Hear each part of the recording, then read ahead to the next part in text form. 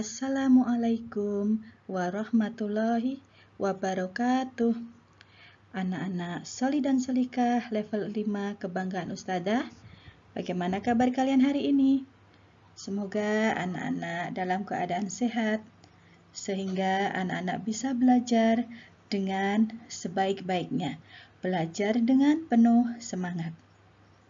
Baiklah, pada hari ini kita akan belajar tentang materi.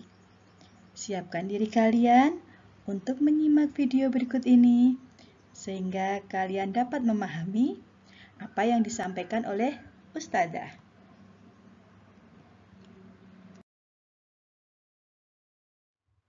Materi diartikan sebagai segala sesuatu yang menempati ruang dan mempunyai massa.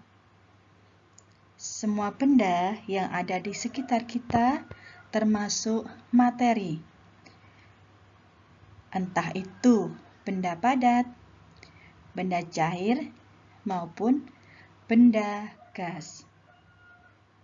Contoh dari materi adalah air, batu, plastik, oksigen, dan sebagainya. Anak-anak, berdasarkan komponen atau bagian-bagian penyusunnya, materi itu bisa dibedakan menjadi dua, yaitu zat tunggal dan zat campuran.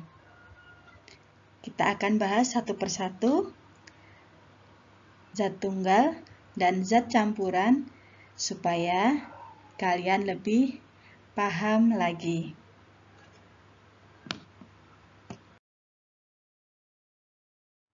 Yang pertama adalah zat tunggal.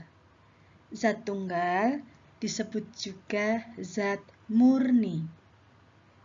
Apakah zat tunggal itu? Zat tunggal adalah zat yang komponen penyusunnya terdiri atas satu zat saja.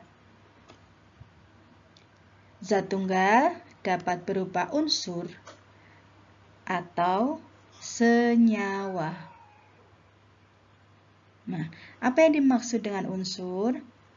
Unsur adalah zat kimia yang tidak dapat dibagi lagi menjadi zat yang lebih sederhana.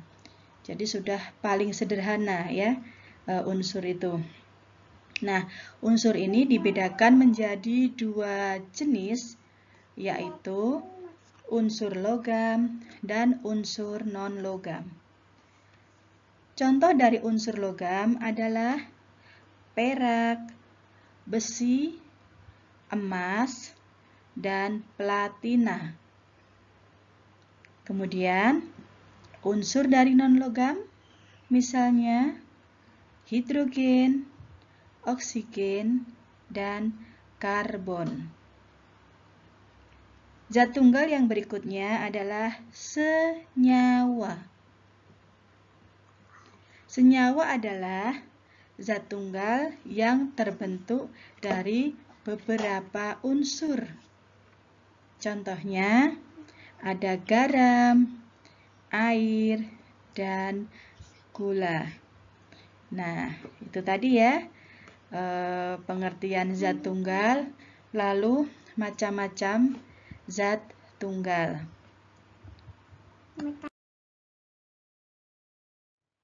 Berikutnya, yang kedua, zat campuran. Apakah zat campuran? Zat campuran diartikan sebagai zat yang terdiri atas dua atau lebih zat atau materi.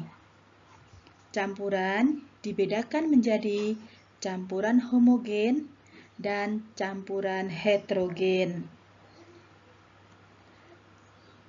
Kita pelajari satu-satu. Yang pertama, zat campuran homogen.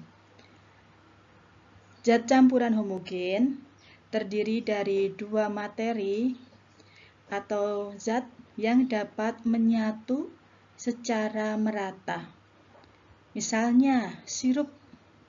Pada sirup itu terdapat lebih dari 2 materi ya. Ada air, ada gula, ada pewarna, ada juga perasa. Yang itu tercampur dengan sempurna, merata, sehingga tidak dapat kita pisah-pisahkan. Ini gulanya, ini pewarnanya. Itu namanya campurannya homogen. Contoh yang lain adalah larutan oralit. Di dalam larutan oralit terdapat air, terdapat gula, terdapat garam. Nah, itu juga tidak bisa dipisah-pisahkan. Mana gula, mana air, dan mana garam. Kemudian, contoh yang lain dari zat campuran homogen adalah udara. Kemudian, zat campuran yang berikutnya adalah zat campuran heterogen. Adalah campuran yang terdiri atas 2 zat atau materi berbeda yang tidak dapat menyatu secara sempurna.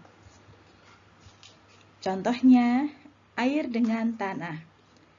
Jika kita perhatikan, air yang dicampur dengan tanah, air akan menjadi keruh. Tetapi di sana, di dasar wadah itu, kita akan melihat ada endapan. Jadi tidak tercampur secara merata. Kemudian contoh yang lain adalah air kopi tumbuk. Ada bagian kopi yang larut ke air, tapi ada bagian yang berupa endapan. Apalagi contoh yang berikutnya adalah air dengan minyak. Tidak akan menyatu sama sekali. Itu yang dinamakan dengan zat campuran heterogen.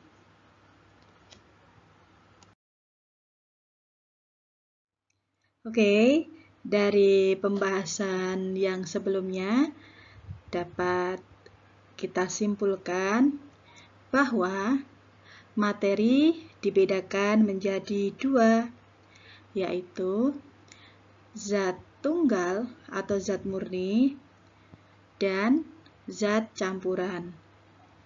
Kemudian, zat tunggal dibedakan menjadi unsur dan senyawa.